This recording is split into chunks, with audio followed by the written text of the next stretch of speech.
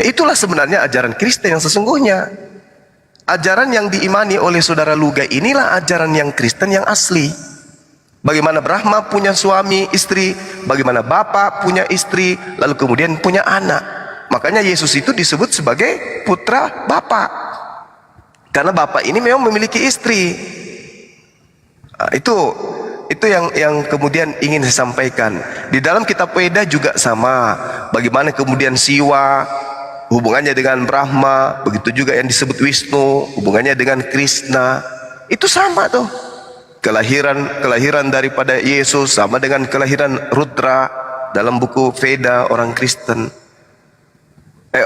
Orang Hindu. Sama itu, Bang. Cerita tentang Mahabharata, Dewa Brahma dan seterusnya itu sama, Trimurti dan Trinitas. Jadi saya katakan kepada saudara, sesungguhnya ajaran yang asli dari kekristenan sebelum direvisi itulah ajaran Luga yang sebenarnya.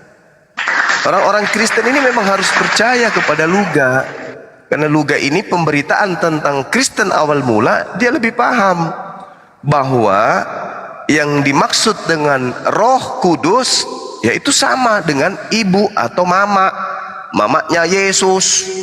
Nah, itulah Roh Kudus itu, mamanya Yesus. Makanya Yesus itu berasal dari Roh Kudus. Yesus itu dikandung dari Roh Kudus, begitu. Luga ini betul. Jadi orang Kristen kalau mau lihat cerminan agama Kristen yang sebenarnya, ya lihatlah penjelasan Bang Luga hari ini. Begitu teman-teman. Jadi Kristen mulai hari ini memang harus mengakui bahwa Tuhan kalian itu punya istri dan punya anak, punya suami. Itulah Trimurti. Demikian. Oke.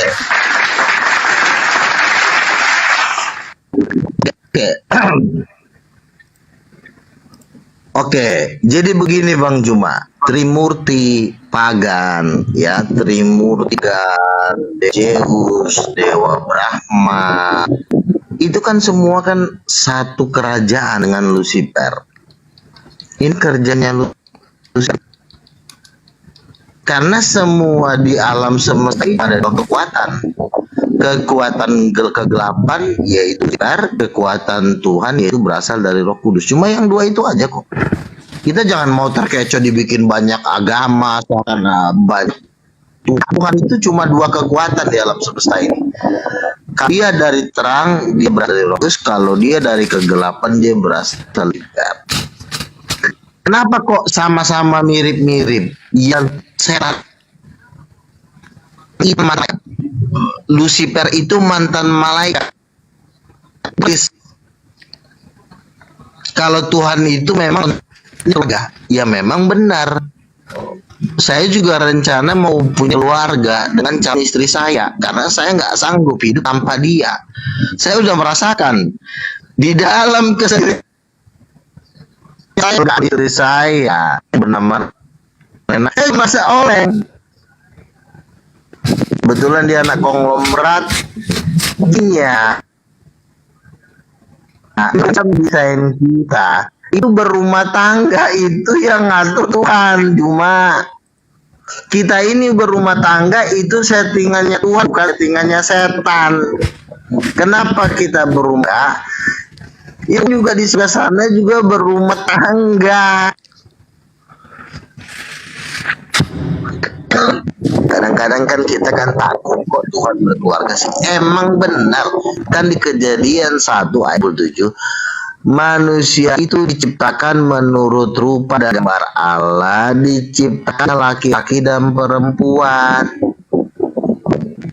Laki-laki dan perempuan ini adalah gambarnya Tuhan. Makanya saya bilang, kenapa Yesus itu Tuhan? Karena dia anak Allah. Anak Allah itu juga Tuhan. Roh Kudus ini juga istrinya Bapa. Suaminya Tuhan, berarti istrinya Tuhan juga dong. Masa istrinya malaikat? Dan terbukti kuasa-kuasa itu yang melakukan Roh Kudus, bukan malaikat yang membangkitkan kesadaran orang mati. Yang membangkitkan Lazarus, semua mujizat itu dilakukan oleh Roh Kudus. Tapi saat ini saya melihat cuma yang hampir Kristen, karena dia punya, karena ini memang apa ya, ini memang tajam gitu ya. Ya memang jelas, hanya itu yang bisa menjelaskan. Kalau kita nggak bilang Roh Kudus istrinya Tuhan, sampai kapanpun lo akan bantah. Memang Roh Kudus akan tetap bilang, kalau Roh Kudus itu istrinya, kan saya bilang, Yesus bilang Bapak, berarti mamanya yang mana? Kan itu aja, ada Bapak, Tuhan. Karena Adam juga punya istri, ada perempuan. Demikian Tuhan, ada laki, ada perempuan. Tuhannya adalah Bapa, perempuannya adalah Roh Kudus. Ya kan? Makanya yang menjadikan alam semesta ini kan Roh Kudus. Kan ada ayatnya tadi saya bilang, Roh Tuhan ada padaku. Roh Kudus diutus oleh Bapa. Siapa yang diutus adalah istrinya, ibu. Nah, kan kelihatannya si L dan itu Roh Kudus ngomong, saya ini Moma Roh bilang begitu. Coba nanti saya cari bukunya, kalau ada nanti saya cetak lagi, itu luar biasa. Jadi dia mengatakan, aku Yahweh ada suamiku. Ketika apa menjadikan singa, memberi suara kepada singa itu. Ketika Allah menjadikan Adam, akulah yang memberikan napas hidup kepada Adam. Yang ibunya yang memang benar.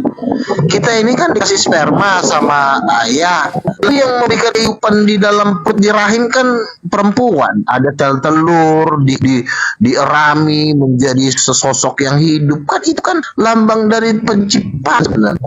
Ketika manusia ada di rahim seorang ibu, itu sebenarnya lambang kau diciptakan di rahim apa di karung sih? Kau akan di rahim. Ya rahim ilahi, ya itulah Roh Kudus. Makanya dikatakan barang siapa tidak dilahirkan yang rahim, dilahirkan dari air dan roh. Makanya durhaka sama ibu kau yang menciptakan kau di muka bumi ini. Itu ibu yang sejati, yaitu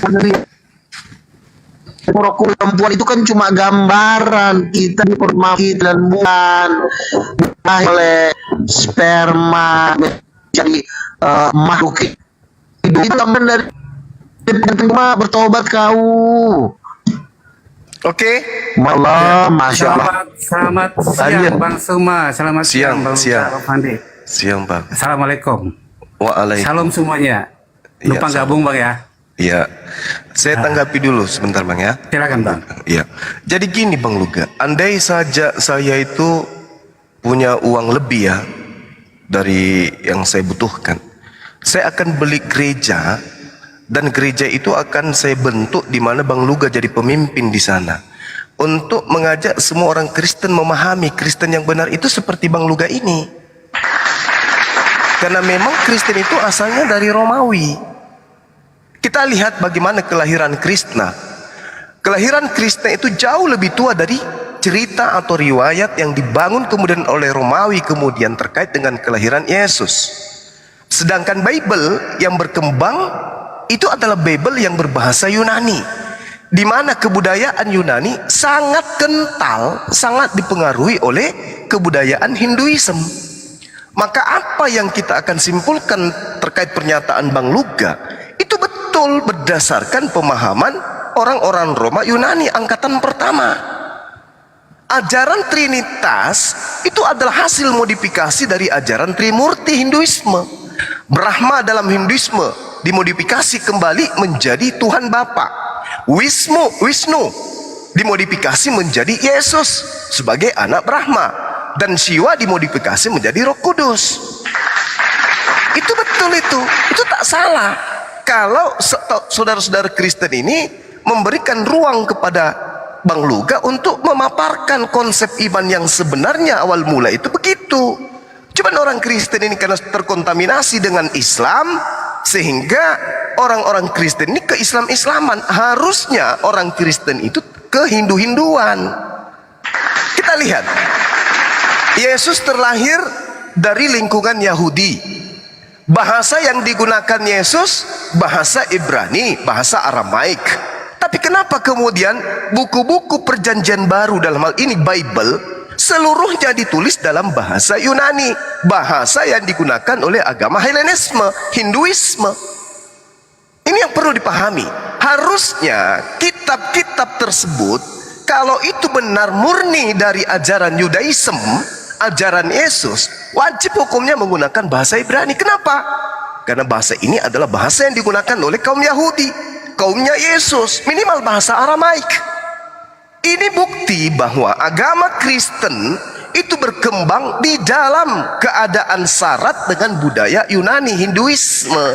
Sedangkan kebudayaan Yunani ini sangat dipengaruhi oleh kebudayaan Hindu. Itu harus dipahami. Daus dalam bahasa Sanskerta atau Zeus dalam bahasa Yunani sampai sekarang ini itu tidak berubah.